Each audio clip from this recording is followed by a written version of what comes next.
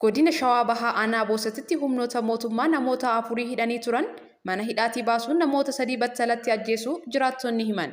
Warra ajjeefaman keessaa dubartiin ilma keetu miseensa obootii jedhamtee hidhamte gidduutti argamti jedhama. Namni arfaffaan Tufaa'ee Dawoo jedhamu miseensonni raayyaa ittisa biyyaa warruma sadanfaan ajjeefneerra jedhanii dhiisanii deeman lubbuun hafuu jiraattonni himaniiru. Taateen kun Aanaa Boosat ganda Garrii Nuuraa Dheeraa jedhamutti raawwachuu jiraattonni himan. Namoonni kunniin onkololeessa 14 bara 2016 qabamuun kaambii waraana Sooqiddaa jedhamutti hidhamanii turan jedha jiraataan gandichaa. Wiixata darbee onkololeessa 19 bara 2016 halkan baasuun ajjeesanii gatuu jiraataan kun himeera. Namoonni qabamanii turan 4 akka ta'anii fi namni Tufaa'ee Dawoo jedhamu warruma ajjeefaman faana rukutamus lubbuun hafeera jedhama. Kulii Hawaas, Gadaa Godaanaa fi Boruu Baqqalaa warra 3 battalatti ajjeefamanidha. Reeffi isaanii bakkumatti ajjeefame buluu kaleessa ganama uummanni kaasee awwaaluu himan jiraattoonni. Namoonni kunniin qonnaan bultoota ta'uu ibsan. Addee Kuulaniin ijoollee shamarranii 5 fi ilmaan dhiiraa 2 kan qabdu yoo taatu warreen ishee faana ajjeefamanii lamaanis bultii ijaaratanii warra jiranidha jedhame. Oromiyaa keessatti namoonni sababa weerara dhibee busaan baatilee 3 darban keessa du'an 180 darbeera. UN. Oomishni waqtii arfaasaa bara 2015 akka lakkoofsa Itoophiyaatti gadi bu'uun wal qabatee aanaalee Oromiyaa 50 keessatti hanqinni midhaan nyaataa mudachuu fi namoonni 774 ol dhibee busaatiin qabaman keessaa lubbuun namoota 180 olii darbuu dhaabbata mootummoota gamtoomanitti qindeessaan gargaarsa namoomaa beeksise. Hir'ina midhaan nyaataa fi rakkoo nyaataa dabalataarraa kan ka'e dhibeen hir'ina midhaan nyaataa wal qabatu parsantii 86.7 gaheera. Namoota ji'a hagayya keessa dhibee hir'ina nyaataatiin qabaman keessaa 21,000 ol kan ta'an dhibee hir'ina nyaataa hammaataatiin qabamanii wal'aanamaa jiru.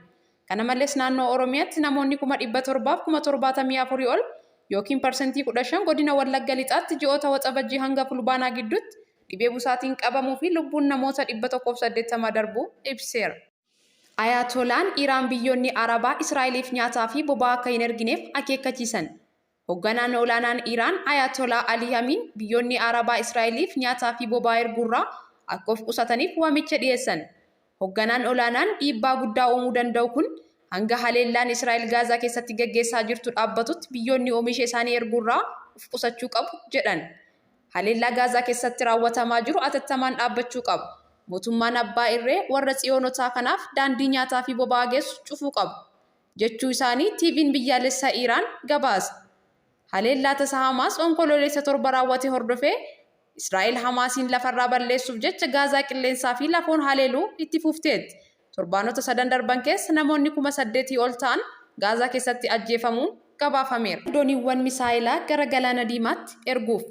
Kaleessa gareen Huutiin Yaman keessa jiru misaayilotaa fi diroonota Israa'el 3 haleeleera jedhe. Gareen kun ammas haleellaa Israa'el irratti raawwatu kan itti fufa jechuun dhaadate. Yaman bakka Huutiin keessa jiru kun Israa'el kibbaarraa maayilota 100 lakkaa'amu fagaatee argama. Amma immoo humni waraana Israa'el akka himetti humni ittisa bakka san jiru cimsuudhaaf dooniiwwan misaayila kaleessarraa eegalee gara Galaana Diimaatti bobba'aniiru.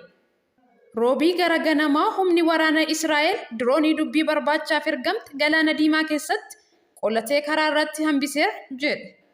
Gaazaatti lakkoofsi namoota ajjeefamanii 8,796 qaqqabe. Ministeera Fayyaa Gaazaa. Ministeerri Fayyaa Gaazaa erga waraanni Gaazaatti eegalamee namoonni 8,796 ajjeefamuu hime. Lakkoofsa namoota ajjeefamanii kibxata himame 8,525 irraa 271 dabale. Ministeerichi akka himetti namoota ajjeefaman keessaa 3,648 daa'immanidha. Haleellaa Hamaas onkololeessa 7 bara 2023 Israa'el irratti raawwate hordofuun Israa'el haleellaa xiyyaaraa hamaa eegalte. Ministeerri dhimma alaa US jimaata Israa'elitti imaluuf. Ministeerri dhimma alaa Ameerikaa Antoonii Bilinken jimaata dhufu gara Israa'el akka imalan Dipaartimentii Steetiin Ameerikaa beeksise. Bilinken imala isaanii kanaan miseensota mootummaa Israa'el waliin wal arguun naannicha keessatti daawwannaa gara biraas akka taasisan eegama. Bilinken imala isaanii kanaan qondaaltota Filisxeem waliin wal arguuf karoora qabaachuu isaanii ammatti ifaa miti. Erga torbaanota 3 darbanii as imalli ammaa Bilinken baha giddu galeessatti taasisan kun isa lammaffaadha. Masriin namoota madaa'an Gaazaarraa fudhachuun murtoo gaariidha. Dr. Tedros Adhanom. Dursaan dhaabbata fayyaa addunyaa Dr. Tedros Adhanom waliigalteen namoota Gaazaa keessatti miidhaan cimaan mudate hanga tokko gara Masriitti fiduun murtoo gaariidha jedhan. Dr. Tedros Adhanom Ergaa miidiyaa hawaasaa irratti baasaniin wal'aansaaf namoota baasuu karoorsuu irratti ministeera fayyaa Masrii waliin walitti dhiyeenyaan hojjechaa jirra. Gargaarus itti fufna jedhan. Itti dabaluun gargaarsi fayyaa Gaazaa akka seenu hayyamames daddafee akka seenu ni barbaanna. Hospitaalonni haleelamuu fi faayidaa waraanaaf oolurraa eeggamuu qabu.